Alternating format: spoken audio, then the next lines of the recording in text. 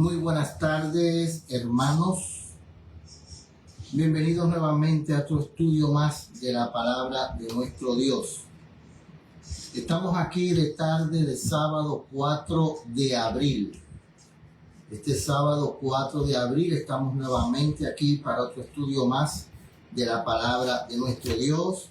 Estuvimos en nuestra iglesia teniendo esta mañana el culto, la escuela sabática, estudiamos la palabra de Dios, compartimos con los hermanos, aunque eran pocos, muchos hermanos tuvieron compromisos, pero almorzamos con los hermanos, disfrutamos, llegamos al hogar y ahora estamos aquí, cerrando casi las horas del día del Señor y vamos a tener otro estudio más de la palabra de nuestro Dios. Vamos a comenzar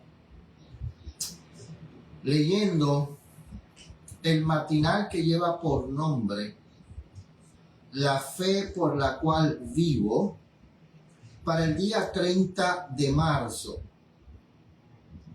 La fe por la cual vivo, 30 de marzo, dice así, titulado Orando por una experiencia más rica. 30 de marzo, la fe por la cual vivo, titulado Orando por una experiencia más rica, dice así.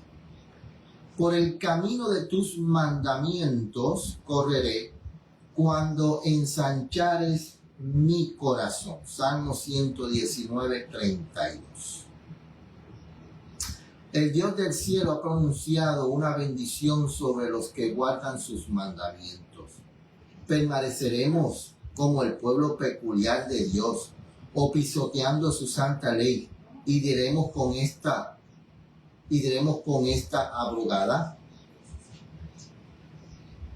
Vamos a leer nuevamente. Permanecemos como el pueblo peculiar de Dios, o pisotearemos su santa ley y diremos que está abrogada. Con el mismo derecho podríamos decir que Dios se ha anulado a sí mismo. Su ley es eco de su propia voz, que dirige a todos la invitación. Sube más arriba, sé más santo, cada vez más santo. Cada día podemos adelantar en la perfección del carácter cristiano. Así como las estrellas nos hablan de una gran luz en el cielo, con cuya gloria resplandecen, así también los cristianos deben mostrar que hay en el trono del universo un Dios digno de alabanza e imitación. La gracia de su espíritu, su pureza y santidad se manifestarán en sus testigos.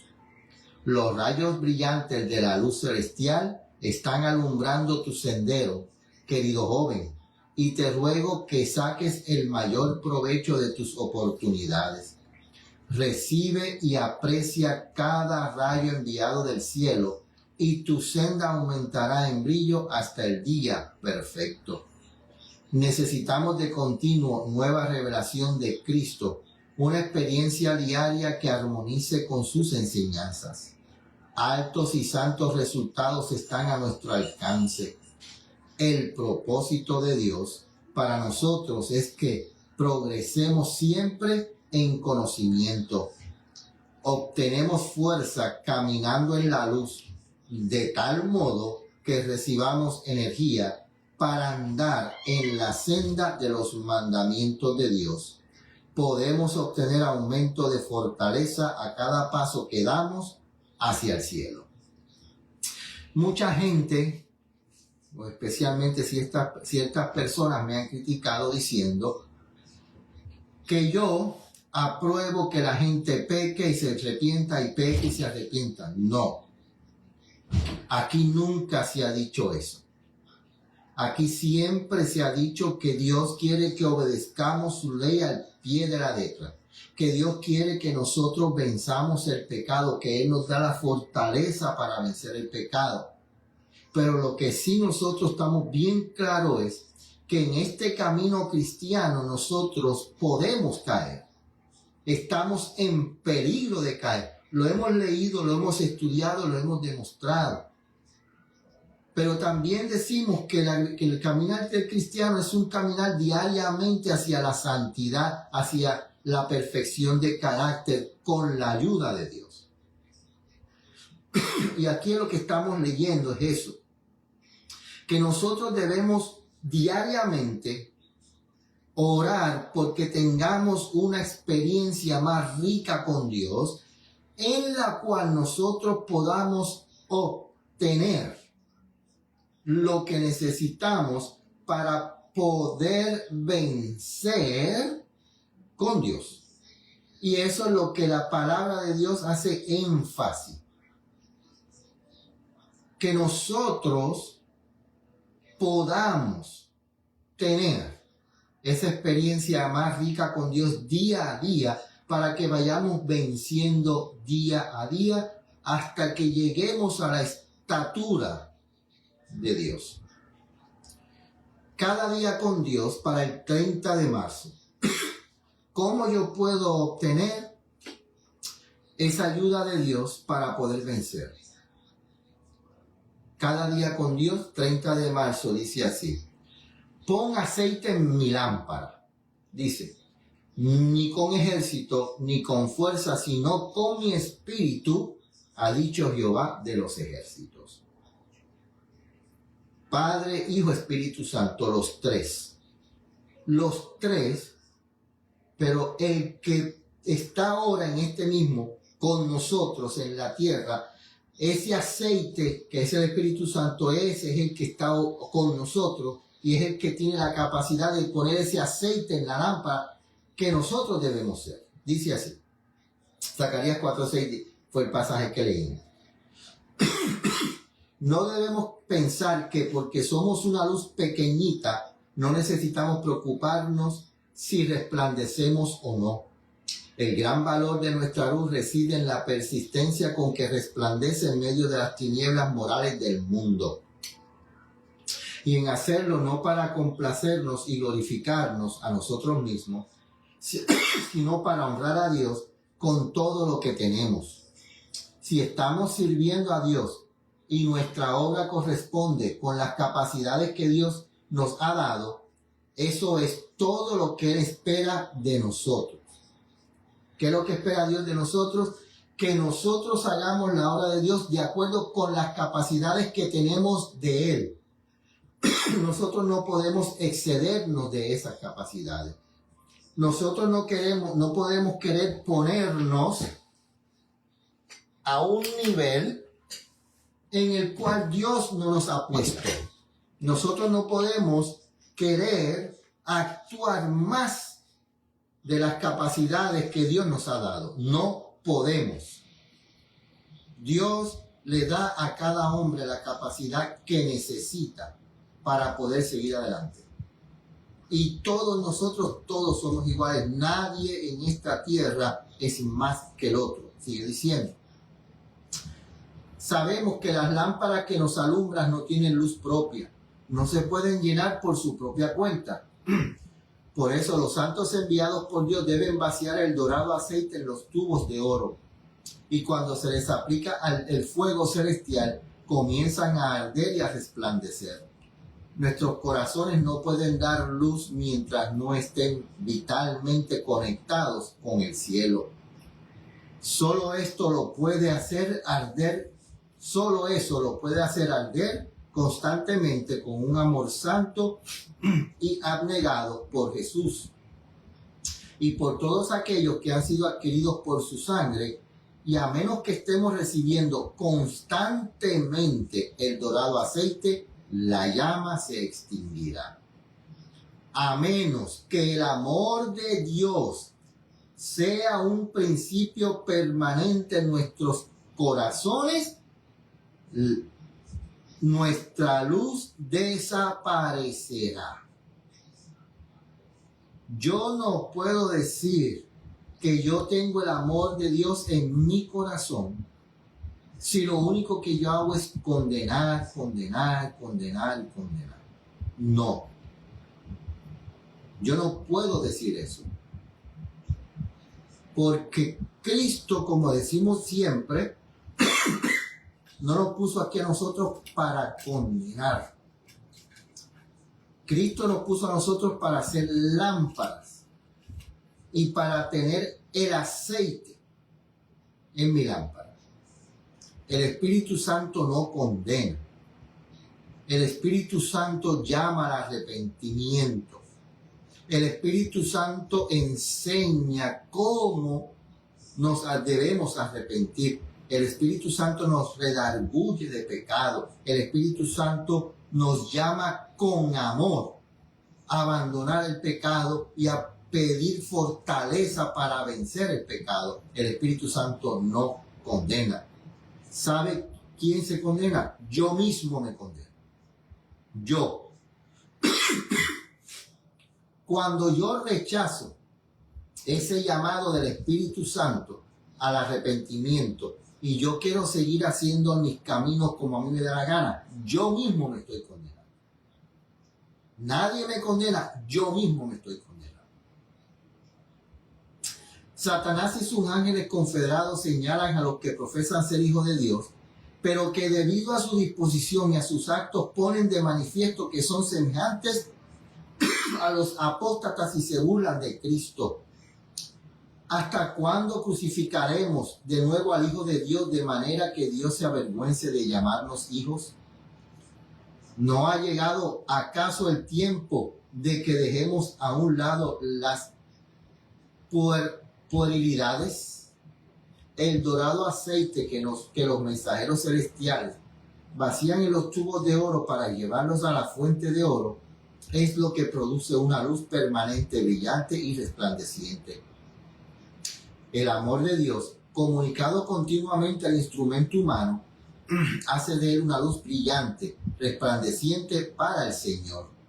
Entonces puede comunicar luz y verdad a todos los que están en las tinieblas del error y el pecado.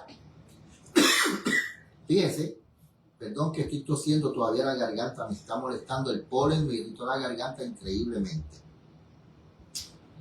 ¿Para qué nosotros tenemos el aceite? ¿Para qué? Para que el Señor, cuando recibimos ese aceite, entonces podemos comunicar luz y verdad a todos los que están en las tinieblas, no a condenar.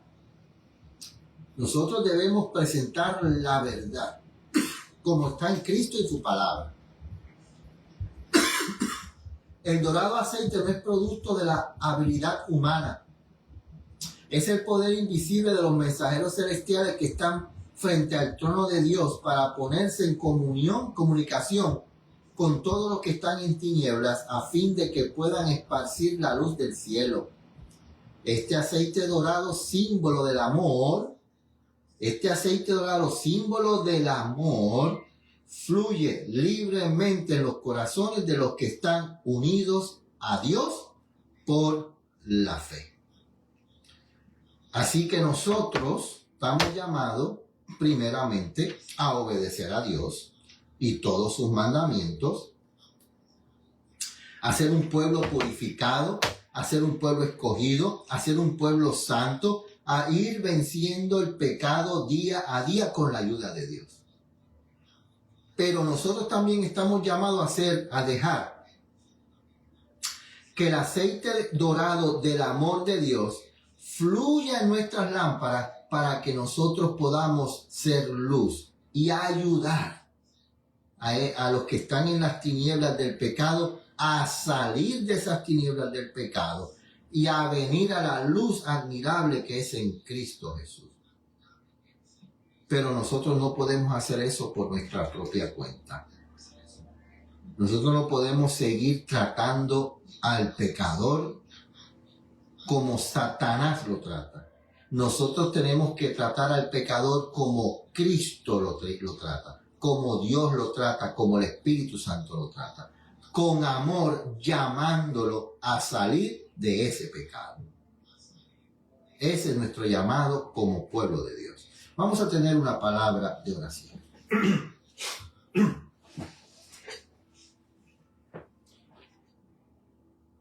Padre nuestro que estás en el cielo, nuevamente estamos ante tu presencia para darte gracias porque tú nos permites nuevamente estudiar tu palabra, porque tú nos permites en la libertad, en el descanso de tu día santo, estudiar tu voluntad para nuestras vidas. Por eso te pedimos que tu Espíritu Santo esté en medio nuestro. Que Él sea el que ilumine tu palabra, que ilumine nuestras mentes, nuestros corazones, nuestra voluntad, nuestros deseos, para poder entender tu voluntad para nuestras vidas. Gracias en el nombre de Jesús. Amén.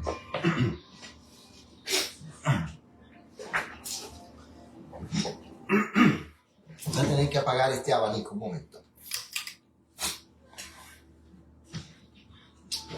Esta mañana en la iglesia pude tener el tema y no tosí en casi ningún momento, pero otra vez nuevamente me está atacando. Así que disculpen, espero que no se molesten. A ver cómo podemos nosotros presentar el estudio de esta tarde. Bienvenida, hermana Lucy. Que el Señor la bendiga. Estamos en el libro Palabras de Vida del Gran Maestro. Estamos en el capítulo número 23. Estamos yendo poco a poco. Nos quedan unos cuantos capítulos. Tiene 29 capítulos. Estamos en el 23, así que nos quedan unos cuantos capítulos más. Unos 6, 7 capítulos con el de hoy. Así que vamos a tratar de estudiar. Tenemos a Leonidas Sánchez también con nosotros. Bienvenido, bendecido. Capítulo número 23 de Palabras de Vida del Gran Maestro, titulado Un mensaje a la iglesia moderna. Vamos a entender, esta mañana estábamos diciendo en la escuela sabática que comenzamos a estudiar profecías. Y estábamos diciendo que la Biblia está llena de profecías, que cada libro de la Biblia tiene profecía. Cada libro de la Biblia tiene profecía. Y la primera profecía que encontramos en la Biblia es el pasaje más importante que tiene la Biblia, que se encuentra en Génesis 3:15. En Génesis 3:15 encontramos la profecía más hermosa, porque la profecía es amor. La profecía surge cuando entra el pecado, surge la profecía, y la primera profecía que se da en Génesis 3:15 es la profecía de que vendría una simiente de la mujer que destruiría la simiente de la serpiente.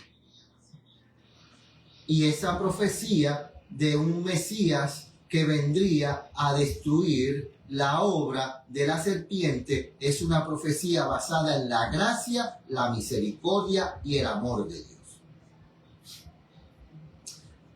Pero Dios tiene un mensaje para cada uno de nosotros que somos la iglesia moderna.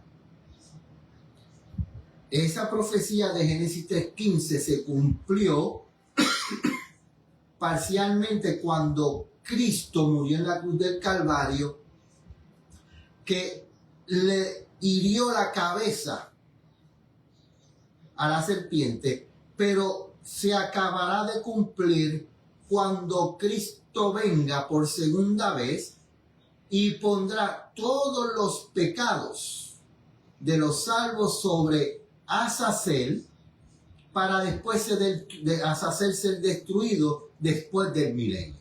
O sea, que la parte completa y final de la profecía de Génesis 3:15 será cumplida completamente después del milenio, cuando Satanás sea destruido por fuego eterno, y Satanás sea destruido por ese fuego por toda la eternidad, dejará de existir.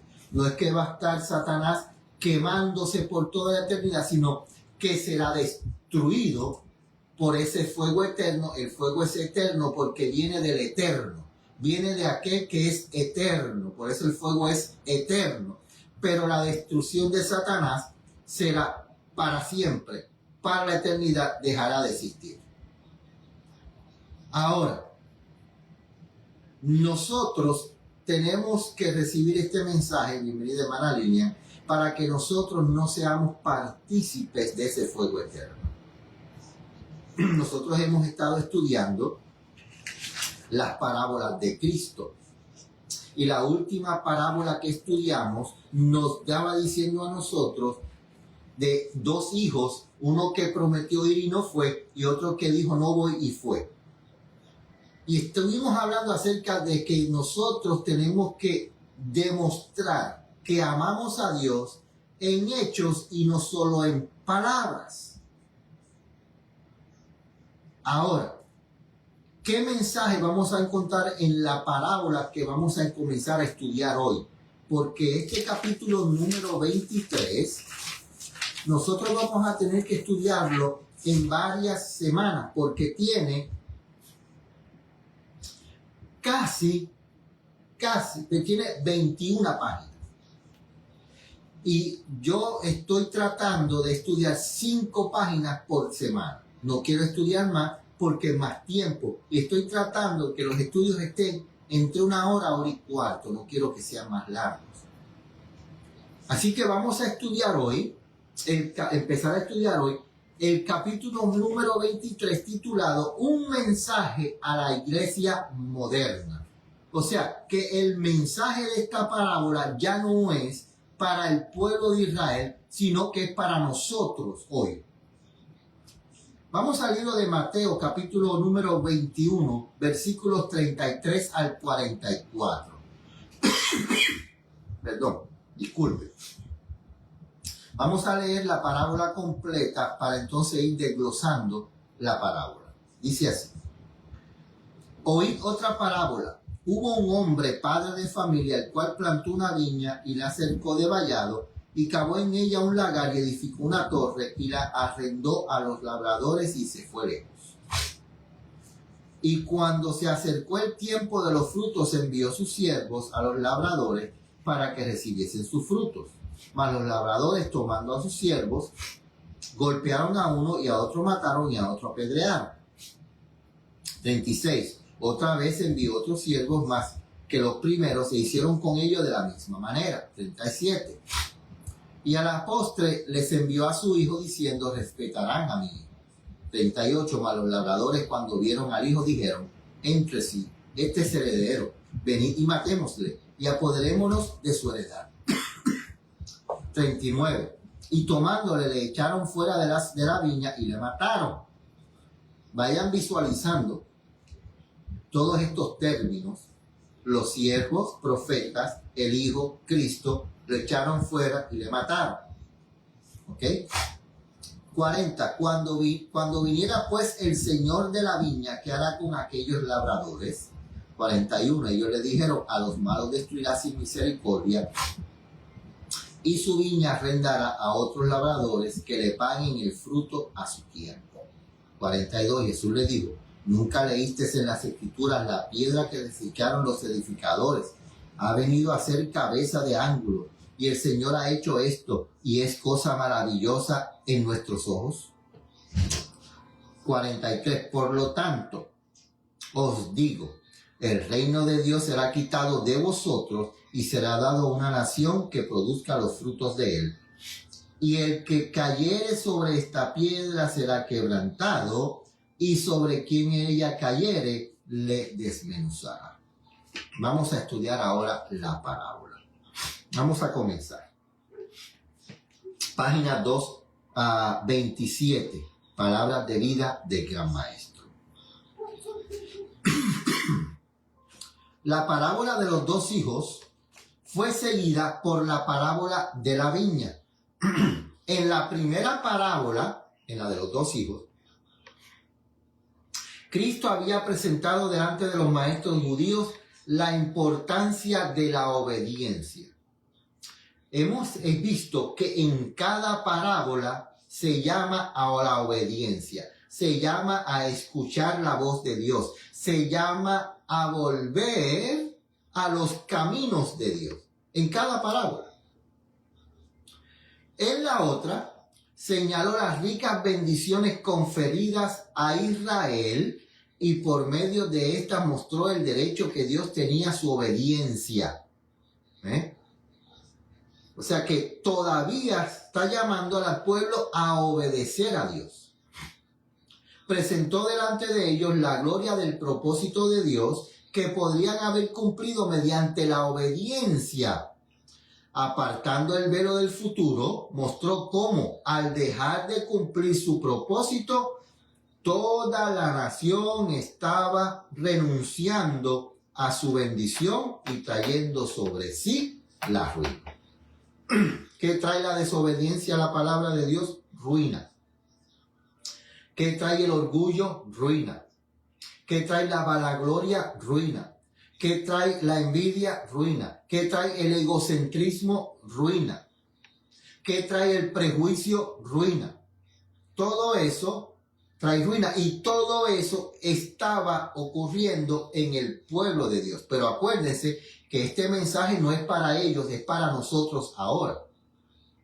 O sea, que si ellos tenían esas características y los llevó a la ruina, si nosotros hoy, la iglesia moderna, tenemos esa misma característica, ¿qué va a ocurrir? Nos llevará a la ruina.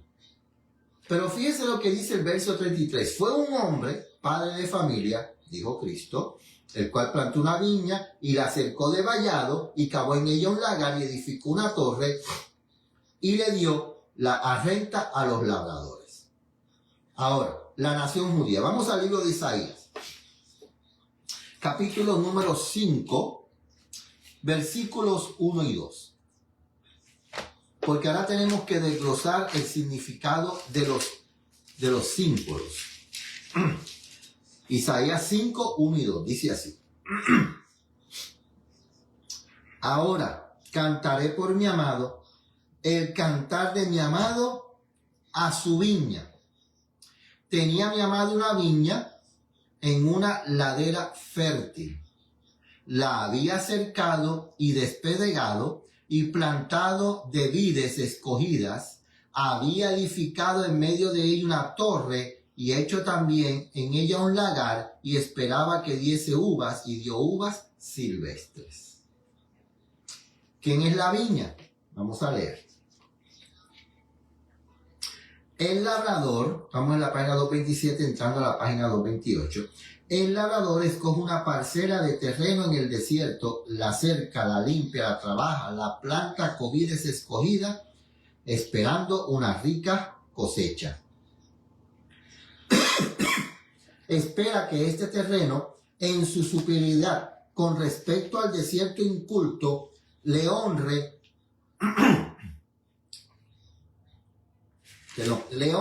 mostrando los resultados de su cuidado y los afanes con que lo cultivó.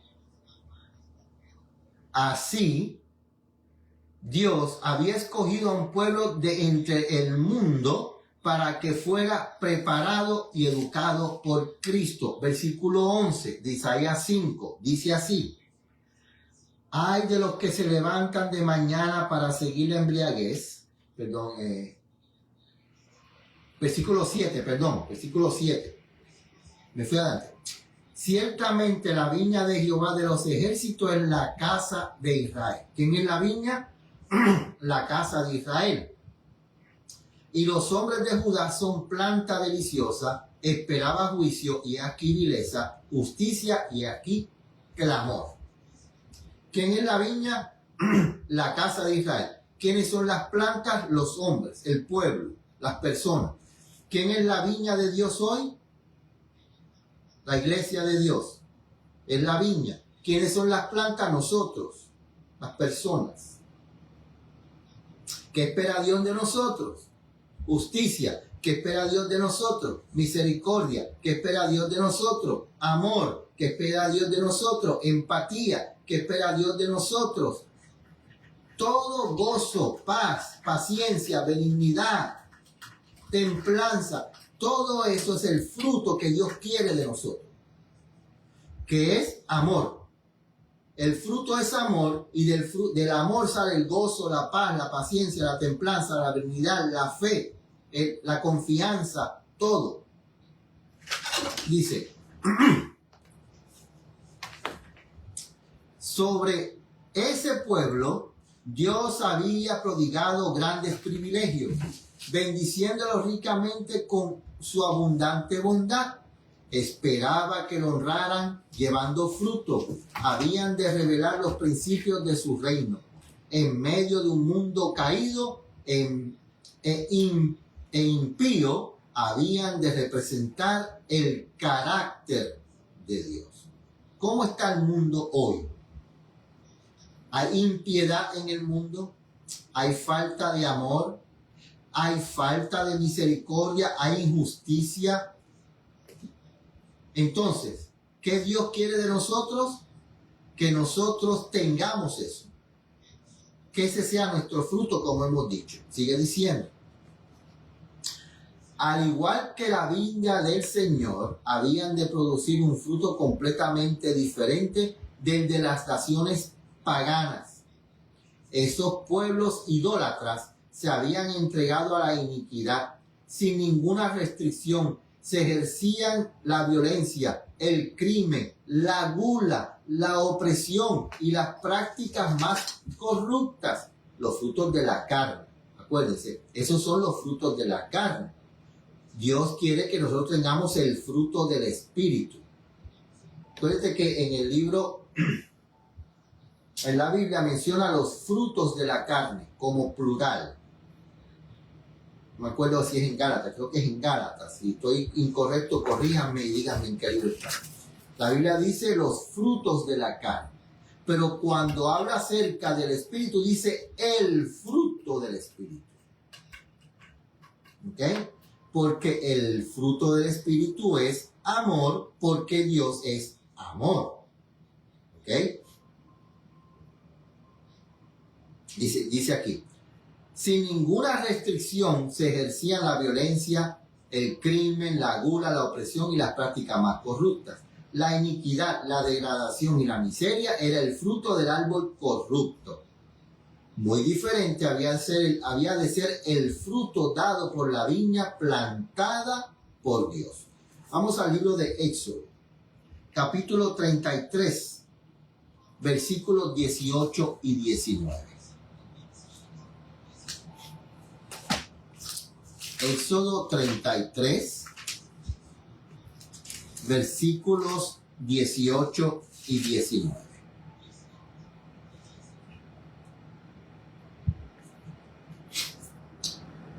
Él entonces dijo, te ruego, muéstrame tu gloria. Y él le respondió, yo haré pasar todo mi bien delante de tu rostro y proclamaré el nombre de Jehová delante de ti. Y tendré misericordia del que tendré misericordia y seré clemente para con el que seré clemente. Capítulo 34, versículos 6 y 7. Moisés le pide ver la gloria a Dios y Dios le dice, voy a mostrarte algo. Ahora en el capítulo 34, versículos 6 y 7, mira. Y pasando Jehová por delante de él, proclamó Jehová fuerte, misericordioso y piadoso, tardo para la ira y grande en benignidad y verdad. 7. Que guarda la misericordia en millares, que perdona la iniquidad, la rebelión y el pecado, y que de ningún modo dará por inocente al culpable, que visita la iniquidad de los padres sobre los hijos y sobre los hijos de los hijos, hasta la tercera y cuarta generación. Aquí vemos a un Dios misericordioso pero justo a la vez. ¿Por qué misericordioso? Porque la persona que se acerca a Dios con un corazón contrito, arrepentido, dolido por el pecado, no por las consecuencias del pecado, sino dolido por el pecado que crucificó a Cristo, Dios lo acepta en su misericordia. Pero aquel que no quiere aceptar que es pecador, que no quiere aceptar el llamado al arrepentimiento, que quiere seguir haciendo sufrir a Dios con su vida de pecado, con su vida licenciosa, que no le importa, a ese castiga a Dios. A ese. que no acepta el llamado de misericordia de Dios. Porque aquí la Biblia dice que Dios hace un llamado de misericordia. Es misericordioso. Pero también es fuego consumidor. ¿A quién consume? A todo aquel que se va del lado, de debajo de la bandera del príncipe. Esa bandera que está ensangrentada con la sangre del príncipe Manuel. Nos salimos de debajo de esa bandera y nos vamos bajo la bandera del príncipe de las tinieblas. Entonces el castigo de Dios cae sobre nosotros. Dice aquí en la página 228.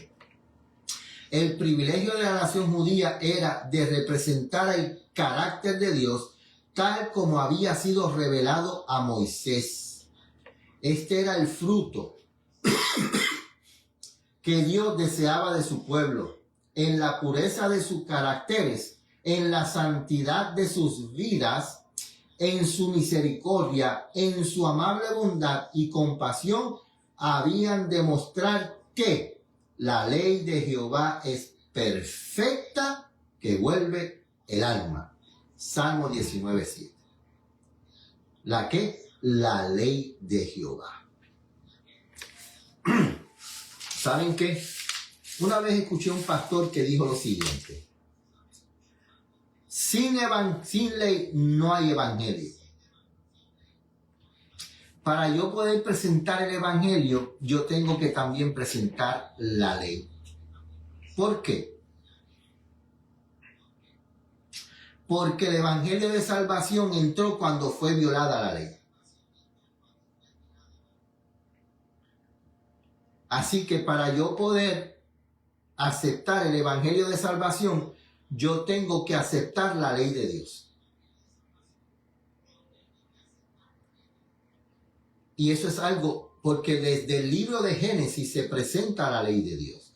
La gente piensa que la ley de Dios solamente fue en Éxodo. No, desde Génesis. ¿Por qué? Porque dice la Biblia que pecado es violar la ley, transgredir la ley.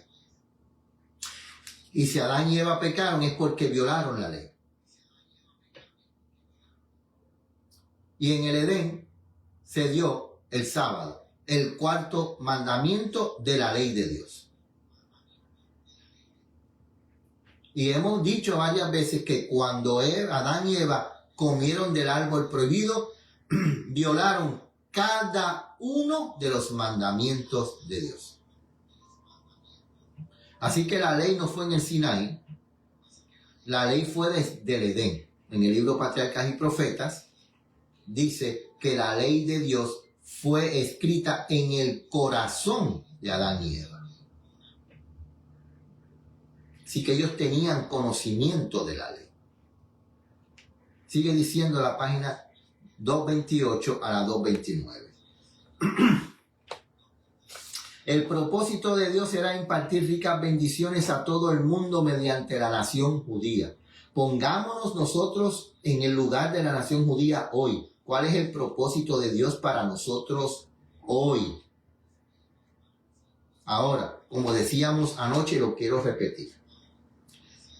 Si como pueblo de Dios, y lo dije ahorita también, en medio nuestro hay envidia, orgullo, vanidad, vanagloria, racismo, prejuicio, rencor, rencilla, malos pensamientos, chisme.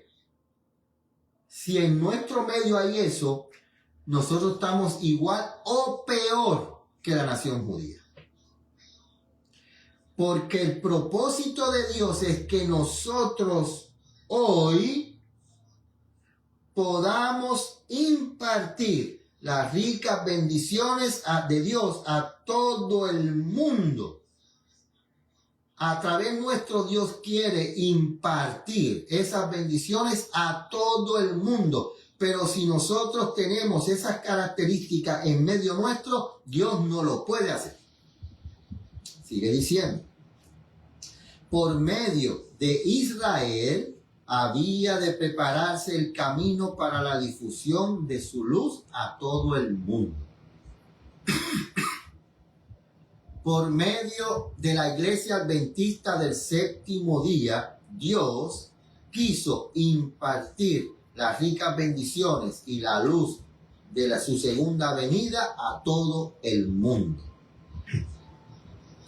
Las naciones de la tierra, al seguir prácticas corruptas, página 229 ahora, habían perdido el conocimiento de Dios. Sin embargo, en su misericordia, Dios no las rayó de la existencia. Se propuso darle la oportunidad de llegar a conocerlo mediante su iglesia. Quería que los principios revelados por medio de su pueblo fueran los medios de restaurar la imagen moral de Dios en el hombre. ¿Qué hizo Dios? Dios plantó la viña, sacó a Israel de Egipto, lo llevó por el desierto y plantó su viña. Le dio un vallado, la ley de Dios. Edificó una torre, el templo. Le dio el sistema de sacrificio, le dio todo el servicio, le dio las leyes civiles, le dio riqueza, le dio bendiciones, le dio todo. Le dio la verdad, le dio el santuario, le dio todo. Y a través de eso, cuando leemos en el libro de Deuteronomio, a través de todas esas bendiciones, cuando las demás naciones estuvieran en hambre, estuvieran en pestes, estuvieran pasando por todas estas dificultades, el pueblo de Israel, como estaba guardado por la ley de Dios, la ley moral, la ley civil, la ley de la salud, la ley de amar a Dios y amar al prójimo, la ley de ayudar a la viuda, al huérfano, y ellos iban a tener esas riquezas. Las otras naciones iban a estar pasando por dificultades, el pueblo de Dios iba a estar en riqueza, en bendiciones, las otras naciones iban a venir al pueblo de Israel y dice, ¿qué Dios es ese que le da tantas bendiciones? Ese era el propósito de Dios con la nación judía. Ese es el mismo propósito de Dios que Dios quiere y tiene hoy con la Iglesia Adventista del Séptimo Día. ¿Qué nos dio? Nos dio la ley, nos dio el sábado, nos dio el santuario, nos dio la reforma por salud, nos dio todo. ¿Y qué hemos hecho nosotros con eso? ¿Qué hemos hecho nosotros con eso? ¿Lo estamos llevando al mundo o el mundo está adelantado de nosotros?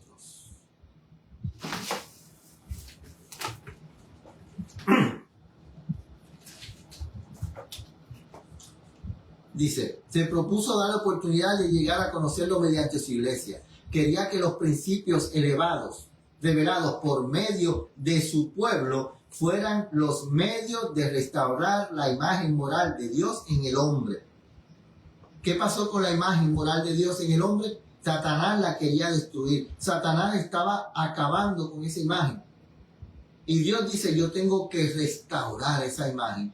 Y lo quiso hacer con la nación judía y hoy lo quiere hacer con nosotros.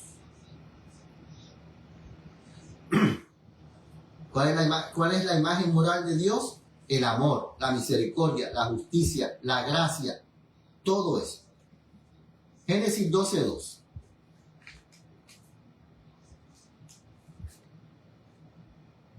Vamos a leer el 1 primero, el 1 al 2. Pero Jehová había dicho a Abraham, vete de tu tierra y de tu parentela, y a la casa de tu padre y a la tierra que yo te mostraré. Y haré de ti una nación grande, y te bendeciré, y engrandeceré tu nombre, y serás bendición. Acuérdense, este mensaje es para nosotros hoy. Si nosotros somos hijos de Abraham espiritualmente, nosotros tenemos que ser bendición para las naciones. Nosotros recibimos las bendiciones de Dios, y nosotros debemos llevar esas bendiciones a las naciones, así como Dios dijo que iba a hacer Abraham. Para cumplir este propósito, Dios llamó a Abraham a salir de su parentela idólatra y le indicó que morara en la tierra de Canaán.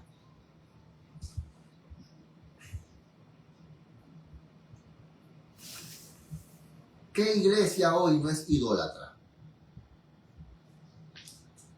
Es triste decir, que nosotros, el movimiento adventista del séptimo día, que Dios sacó después de 1844, de esas iglesias idólatras, de esas iglesias que estaban con las tradiciones de los hombres, de esas iglesias que no querían adorar a Dios de la forma que Dios quiere que se le adore. Ese movimiento adventista que Dios sacó y le dio todas esas bendiciones, todas esas riquezas, hoy están celebrando las mismas fiestas paganas del mundo. Hoy, la así llamada Semana Santa, el día del conquistador, el día de la mujer, el día del pastor, el día de esto, el día de lo otro, poniendo un ídolo por encima del día santo del Señor. Así que la pregunta es, ¿cuál iglesia no es idólatra hoy? Pensemos en eso. Porque acuérdense que un ídolo es todo aquello que se pone en el lugar de Dios. ¿Ok? Es muy lamentable, hermana Lucy. Bien lamentable. Que estamos en la misma condición de la nación judía. Por eso es que Cristo, al mensaje de la iglesia de Sardis, si no me equivoco, vamos a ver. Anoche estuvimos estudiando acerca de eso. Déjenme ver si lo consigo rapidito.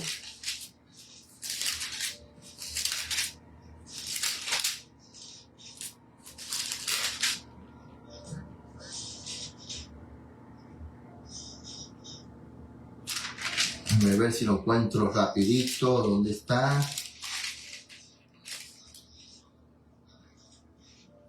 Se me fue.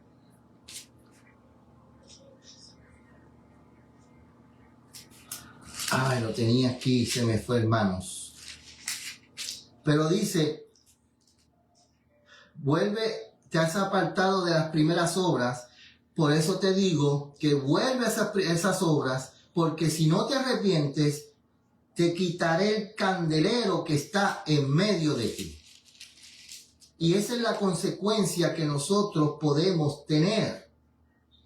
Las consecuencias de que Dios entre y nos quite el candelero, la luz, las riquezas, las bendiciones. Y por eso Dios nos está dando este mensaje de hoy. Porque ¿qué hemos hecho nosotros con la luz que Dios nos ha dado? Con las bendiciones que Dios nos ha dado, ¿qué hemos hecho nosotros? Oye, me lo quiero conseguir. Esperen un momento, déjenme ver. Bueno, lo que queremos decir es que nosotros estamos peor que la nación judía porque ya tenemos el ejemplo de la nación judía y hemos hecho lo mismo o peor. ¿Okay? Hemos puesto becerros de oro. El movimiento adventista está lleno de becerros de oro. Porque Dios quería que el pueblo de Israel le adorara de una forma, pero ellos decidieron adorar a Dios de la forma egipcia. Y lo hicieron con un becerro de oro. Y hoy está la iglesia, el movimiento adventista está lleno de becerros de oro. Por todas partes. Todo por encima de Dios. Adorando a Dios a la forma de Egipto. Los descendientes de Abraham, Jacob y su posteridad fueron llevados a Egipto para que en medio de aquella grande e impía nación pudieran revelar los principios del reino de Dios. ¿Qué tenía que hacer la nación? Ir a Egipto ¿a qué? A revelar los principios, pero no lo hicieron. Por eso fue que fueron esclavos. Porque si ellos hubiesen mantenido firmes a la palabra de Dios, porque se suponía, fíjense bien, se suponía que cuando se acabara el hambre, ellos se fueran de Egipto. no se quedaran en Egipto.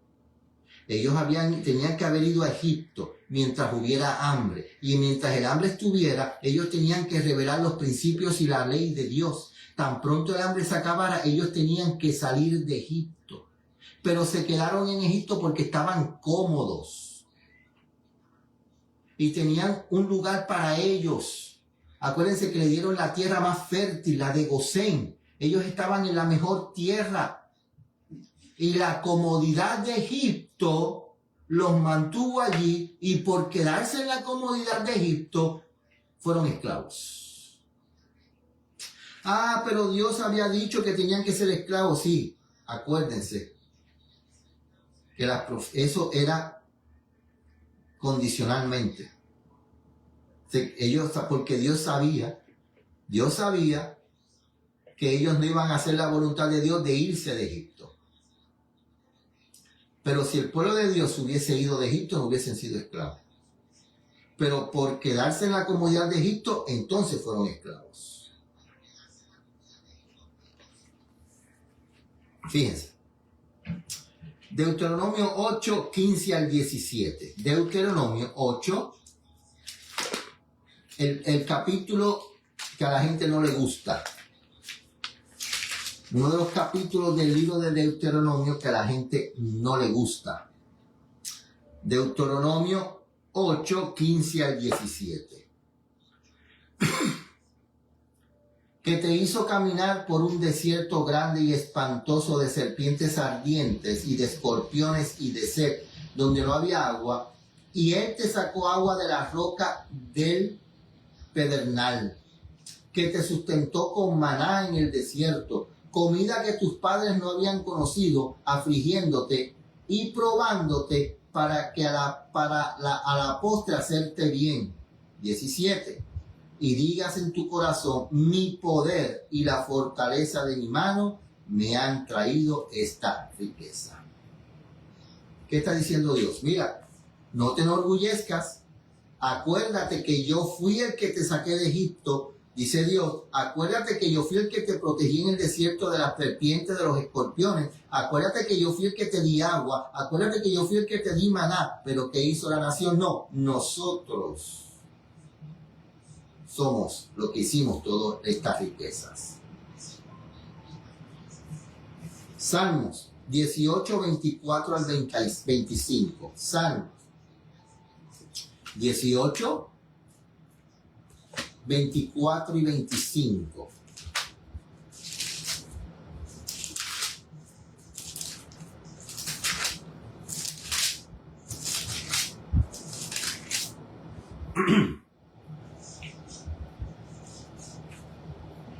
Perdón, Salmo 78, yo sabía que no era ese, pero Salmo 78, 24 y 25. Salmo 78, 24 y 25. Perdón, disculpe.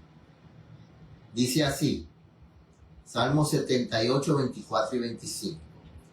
E hizo llover sobre ellos maná para comer, y les dio trigo de los cielos.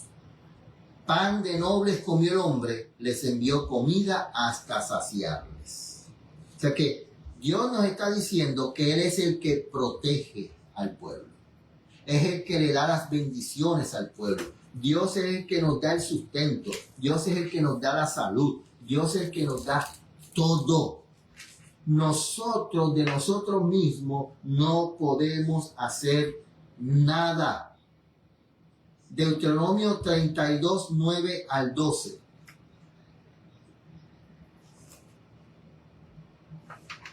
Dice así.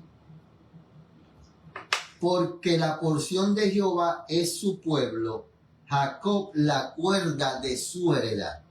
Acuérdense que cuerda es lo mismo que terreno, que viña, que lugar donde se labra. En Puerto Rico el terreno se mide por cuerdas, aquí se mide por acres, pero en Puerto Rico se mide por cuerdas.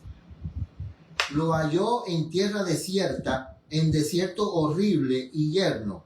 Lo condujo alrededor, lo instruyó, lo guardó como la niña de su ojo. 11. Como el águila despierta su nidada, revolotea sobre sus polluelos, extiende sus alas, las toma, las lleva sobre sus alas. 12. Jehová salió, le guió, y con él no hubo Dios ajeno. Todo eso hizo Dios por el pueblo. Ahora, la pregunta, ¿qué ha hecho Dios por su pueblo hoy? ¿No ha hecho lo mismo? Estudiemos la historia del movimiento adventista. Nos sacó del desierto de impiedad. Nos dio bendiciones. Nos dio la palabra, la verdad. Nos dio todas las doctrinas para la salvación. Todo lo necesario para la salvación del mundo se lo dio al movimiento adventista. Todo. Todito. ¿Qué hemos hecho con eso? Al sacar a Israel de Egipto, Dios manifestó nuevamente su poder y misericordia. Las obras maravillosas realizadas al liberarlos del cautiverio y la forma en que los trató en su viaje por el desierto no fueron únicamente para beneficio de Israel. Habían de ser una lección objetiva para las naciones circunvecinas. El Señor se reveló a sí mismo como un Dios que estaba por encima de toda autoridad y grandeza humana. Las señales y maravillas que realizó en favor de su pueblo mostraban su poder sobre la naturaleza y sobre los más encumbrados adoradores de ella. Dios pasó por la orgullosa tierra de Egipto, así como pasará por la tierra en los últimos días. Con fuego y tempestad, terremoto y muerte, el gran Yo Soy redimió a su pueblo, lo sacó de la tierra de esclavitud. ¿Y cómo Dios nos redimirá ahora? ¿No utilizará lo mismo? ¿No hará las mismas grandezas de terremotos, de pestilencia, las 7 plagas, para librar a su pueblo de la esclavitud del pecado que estamos hoy? ¿Qué está pasando hoy en el mundo? ¿Qué estamos viendo nosotros en el mundo hoy? ¿Qué está pasando en esta nación? ¿Qué está pasando en cada rincón de la tierra hoy? Hay dolor, hay sufrimiento. Ahora mismo en nuestra iglesia hay una familia que está pasando por una situación triste. El padre de familia, ellos todavía no se han bautizado y están empezando. Ellos quieren conocer más, están interesados. Pero el padre de la familia es militar. Él está en el ejército. Y él está en el Army, en las fuerzas que van por tierra. Y ahora mismo están a la espera de que ese padre de familia, que tiene 5 niños, lo van a enviar a Israel, allá en medio de la guerra. ¿Cómo usted cree que está esa familia? Esa familia está con el corazón roto. Esa familia está desilusionada. Esta familia se siente con un dolor grande en el corazón. Y ustedes se imaginan lo que Satanás les puede estar metiendo en la cabeza a esa familia. Mira, estás buscando de Dios y ahora te van a separar y quizá tu esposo no regrese. Eso es lo que está pasando en el mundo hoy. La lucha por el poder está separando a familias. La lucha por el poder está matando inocentes. La lucha por el poder está acabando con el amor en este mundo. Y el pueblo de Dios, que tiene el amor de Dios, la verdad de Dios, la misericordia de Dios, la justicia de Dios, lo que nos estamos enfocando es en yo tener el poder también en la iglesia. ¿Quién es la persona que más estudio tiene? ¿Quién es la persona que más conoce? ¿Quién es la persona que más poder tiene? Eso es lo que está pasando en el pueblo de Dios hoy también. Y Dios está llorando. Dios está sufriendo. Porque Dios va a tener que hacer lo mismo que hizo con la nación judía. Si el pueblo de Dios no se despierta, Dios va a tener que quitar el candelero de en medio de la iglesia. Y va a tener que dárselo a otro. Dios va a tener que quitar la villa de los labradores. Y va a tener que dársela a otra nación que haga y que dé los frutos. ¿Quién será? ¿Serás tú? ¿Seré yo? ¿Serán las piedras que hablan?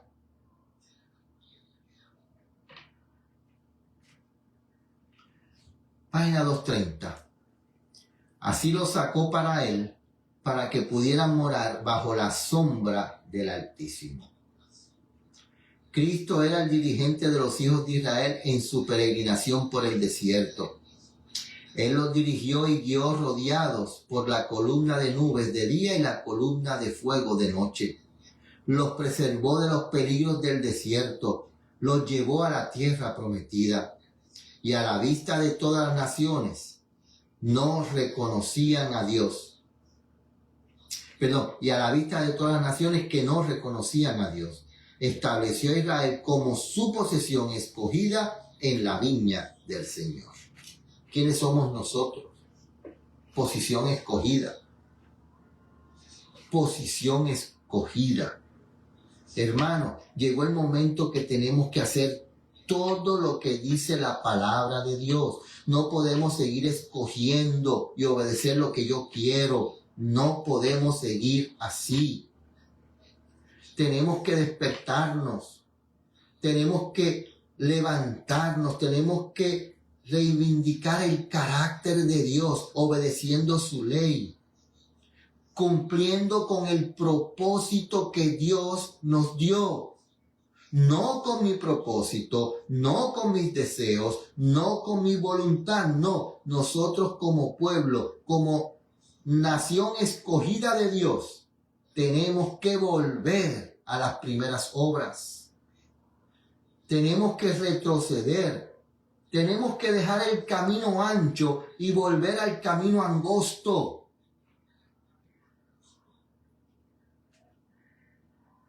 Sigue diciendo la página 230. A este pueblo le fueron confiados los oráculos de Dios. Se les rodeó con el vallado de los preceptos de su ley. El vallado que es la ley, lo que dijimos ahorita. Los principios eternos de verdad, justicia y pureza. La obediencia a esos principios había de ser su protección, pues lo salvaría de la destrucción propia por las prácticas pecaminosas. Y como la torre en la viña, Dios colocó en medio de la tierra su santo templo, trayéndolo a nosotros. Como este mensaje es un mensaje individual,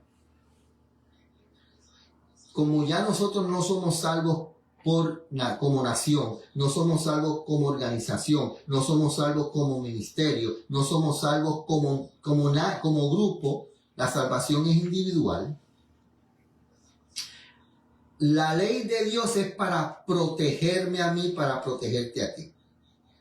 Ese es el cerco de protección que Dios tiene, pero como único ese cerco funciona para mi protección es que yo obedezca a esa ley. Y ahora viene lo más grande, lo que no nos gusta, lo que no queremos hacer. La torre, que es el templo, soy yo. Porque yo soy el templo del Espíritu Santo. ¿Qué hizo el pueblo de Dios con el templo de Dios? Lo volvió una cueva de ladrones, al punto que Cristo tuvo que salir, y cuando Cristo salió por segunda vez, por última vez de ese templo, la presencia de Dios se fue con él, porque el templo estaba lleno de inmundicias. ¿Cómo está este templo? ¿Cómo yo estoy cuidando este templo? ¿Estoy yo introduciendo en este templo lo que Dios dice que tiene que ser introducido en este templo para que sea puro? ¿O estoy yo introduciendo lo que a mí me gusta y estoy llenando yo este templo de las inmundicias del mundo. Y si este templo está lleno de las inmundicias del mundo, la presencia de Dios no está en mí, porque yo estoy violando su ley, porque la ley de Dios dice no matarás, y cuando yo estoy dañando este cuerpo, yo me estoy matando. Y Dios no me puede proteger. Cuando yo introduzco en mi cuerpo algo que Dios no aprueba, pero a mí me gusta, yo no estoy obedeciendo a Dios. Él no me puede proteger. Pero eso duele. La gente no quiere escuchar eso. Pero nosotros vamos a seguir repitiendo. Sigue diciendo la página 230. Cristo era instructor, así como había estado con ellos en el desierto, había de continuar siendo su maestro y guía. En el tabernáculo y en el templo su gloria moraba en la santa Chequiná, encima del propiciatorio, en favor de ellos. Manifestó constantemente las riquezas de su amor y paciencia. Dios quería hacer de su pueblo Israel una alabanza y una gloria. Se dio a ellos toda ventaja espiritual. Dios no les negó nada favorable a la formación del carácter que debía hacerlos sus representantes. Que Dios nos ha dado a nosotros, ¿se ha limitado Dios en darnos algo? No. ¿Qué dice la Biblia? Todo lo que pidieres al Padre en mi nombre, lo haré. Todo en el nombre de Dios, pero para yo recibir de Dios todo, yo tengo que obedecerle. En todo. Yo quiero recibir todo de Dios, yo tengo que obedecer a Dios en todo. Éxodo 15, 25 y 26. Y este pasaje todos lo conocemos, pero lo tengo que leer. La reforma pro salud al pueblo de Israel. Lo que la gente no entiende. Y Moisés clamó a Jehová, y Jehová le mostró un árbol, el cual cuando lo metió dentro de las aguas se endulzaron. Allí les dio estatutos, ordenanzas, y allí los probó. Después que endulzó las aguas amargas, o sea, hizo un té con un árbol, un té de guanábana, un té de manzanilla, un té de lo que usted quiera decir, un té, y le echó un poquito de miel para que se endulzara. El hermano Ramón le está añadiendo, no, es que lo estoy trayendo para que podamos entender el concepto de nosotros hoy. Dice allí que Él le dio leyes, estatutos y preceptos. Y dijo, si oyeres atentamente la voz de Jehová, tu Dios, e hicieres lo recto delante de sus ojos, y dieres oídos a sus mandamientos, todavía no había sido dada la ley fue en el capítulo 20, en el Sinaí, ellos están de camino al Sinaí, y guardares todos sus estatutos, ninguna enfermedad de las que envié a los egipcios te enviaré a ti, porque yo soy Jehová, tu sanador. Porque hay cáncer en el pueblo de Dios, porque hay diabetes en el pueblo de Dios, porque hay alta presión en el pueblo de Dios. Todas esas enfermedades son del mundo. ¿Saben por qué? Porque nosotros nos estamos alimentando como el mundo. Y como nos estamos alimentando como el mundo, las enfermedades del mundo tienen que venir a nosotros. Eso es consecuencia de apartarnos de la verdad de Dios. Si obedecemos a la ley de Dios, si obedecía a la ley de Dios, había de hacerlos maravillas de prosperidad delante de las naciones del mundo. El que podía darle sabiduría y habilidad en todo artificio continuaría siendo su maestro, y los ennoblecería y elevaría mediante la obediencia a sus leyes. Si eran obedientes, habían de ser preservados de las enfermedades que afligían a otras naciones y habían de ser bendecidos con vigor intelectual. La gloria de Dios, su majestad y poder habían de revelarse en toda su prosperidad. Habían de ser un reino de sacerdotes y príncipes. Dios les proveyó toda clase de facilidades para que llegaran a ser la más grande nación de la tierra. Y voy a terminar con esto. Bueno, vamos a leer. En una forma muy definida, Cristo, mediante Moisés, les había presentado el propósito de Dios y había aclarado las condiciones de su prosperidad. Vamos al libro de Deuteronomio para que veamos las condiciones de si queremos ser prósperos, si queremos ser bendecidos, si queremos estar siendo protegidos por Dios, tenemos que hacer esto. Deuteronomio 7, 6 al 15. Voy a leer. Subráyelo. Deuteronomio, capítulo 7, versículos 7 al 15. Yo voy a leer de 7 al 15. Usted puede leer el capítulo entero. Dice así.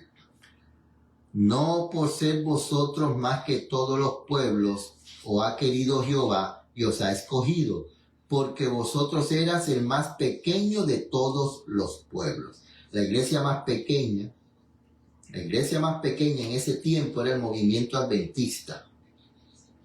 Hoy el movimiento adventista tiene 20 y pico de millones de miembros. Pero eso dice que 1 en 100. 1 en 100. 8. Mas porque Jehová os amó y quiso guardar el juramento que juró a vuestros padres, os ha sacado Jehová con mano fuerte y os ha rescatado de la casa de servidumbre, de la mano de Faraón, rey de Egipto. 9. Conoce pues que Jehová tu Dios es Dios, Dios fiel, que guarda el pacto y la misericordia a los que le aman y guardan sus mandamientos hasta las 1000 generaciones. 10. Y que da el pago en su cara al que le aborrece, destruyéndolo, y no lo dilatará. Al que le odia, en su cara le dará el pago. 11. Guarda por tanto los mandamientos, estatutos y derechos que yo te mando hoy que cumplas. 12. Y será que si obedecieres a estos decretos y los guardares y los pusieres por obra, Jehová tu Dios guardará contigo el pacto y la misericordia que juró a tus padres. 13. Y te amará y te bendecirá y te multiplicará y bendecirá el fruto de tu vientre y el fruto de tu tierra y tu grano y tu mosto y tu aceite, la cría de tus vacas y los rebaños de tus ovejas en la tierra que juró a tus padres que te daría. 14. Bendito será más que todos los pueblos, no habrá en ti varón ni hembra estéril, ni en tus bestias. 15. Y quitará Jehová de ti toda enfermedad y todas las malas plagas de Egipto que tú conoces, no las pondrá sobre ti, antes las pondrá sobre todos los que te aborrecieren.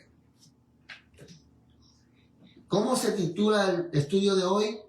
Un mensaje a la iglesia moderna.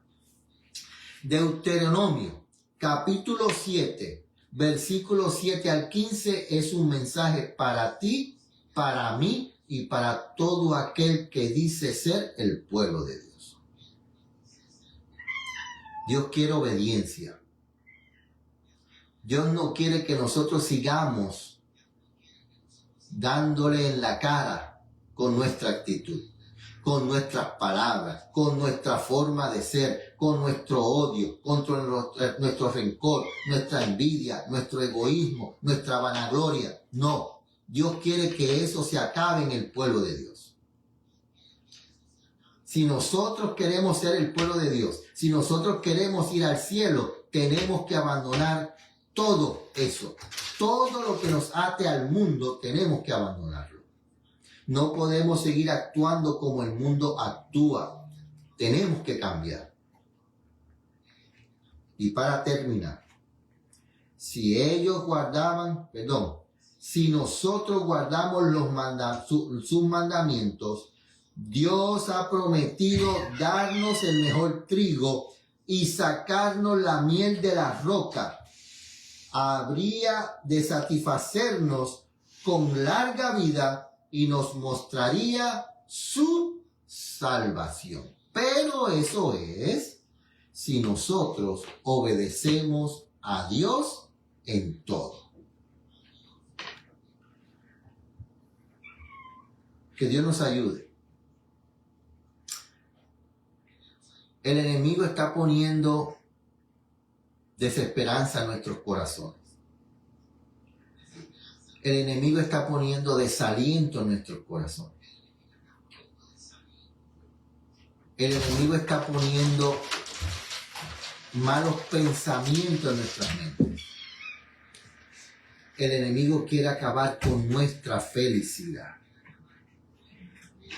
De la única forma que nosotros podemos evitar que el enemigo logre hacer eso es si nosotros, como pueblo de Dios, aceptamos su palabra y obedecemos todo lo que Dios quiere que nosotros le obedezcamos. Esa es la única forma. No hay otra forma.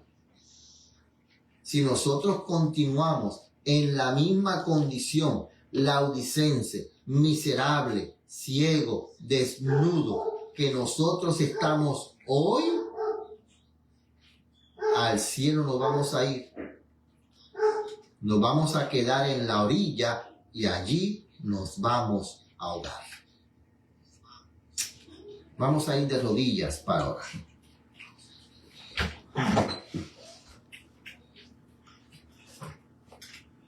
Nuestro Padre Celestial, hemos entendido tu mensaje. Un mensaje que nos llama a obedecerte. Un mensaje que nos llama a ser diferente a las demás naciones que nos rodean. Un mensaje que nos llama a adorarte de la forma en que tú deseas. Un mensaje que nos llama a ser luz en las tinieblas. Un mensaje que nos ha prometido ser amor, paciencia, bendición si nosotros te obedecemos. Te hemos fallado. Nos hemos dejado influenciar por las costumbres del mundo. Nos hemos dejado influenciar por el maligno. Por eso en este momento yo te pido, te ruego, que nos ayudes a sacar todo aquello que nos está separando de ti, de nuestra mente, de nuestros corazones. Que permitamos que el Espíritu Santo entre y que con la divina escoba limpie y con el aceite de su Espíritu ablande nuestra mente y nuestros corazones. Bendice a la hermana Lucy, bendice al hermano Leandro, a la hermana Lilian. Acompáñanos en sus deseos, su voluntad, sus dificultades. Abrázalos, dirígelos, guíalos, no los abandones. A las demás personas que no puedo ver su nombre, también los pongo en tus brazos de amor. Señor, y que cuando se diga el consumado es, que nuestros nombres permanezcan escritos en el libro de la vida del Cordero, para que cuando tú vengas de su segunda venida, podamos exclamar, este es nuestro Dios, a quien hemos esperado, y Él nos salvará. En el nombre de tu Hijo amado, Cristo Jesús, lo decimos. Amén. Bueno, hermanos, gracias por estar este tiempo con nosotros. Que el Señor los acompañe. Que tengan una semana maravillosa. Que tengan una semana bendecida. Y que muy pronto la distancia que nos separa sea cortada y podamos estar juntos con nuestro Padre Celestial, con el Hijo y con el Espíritu Santo por esa eternidad, donde ya no habrá más sufrimiento, donde ya no habrá más dolor y donde no habrá más separación. Que tengan una buena y feliz semana. Y el llamado siempre va a ser el mismo. Hijo, vuelve al hogar. Que el Señor los acompañe.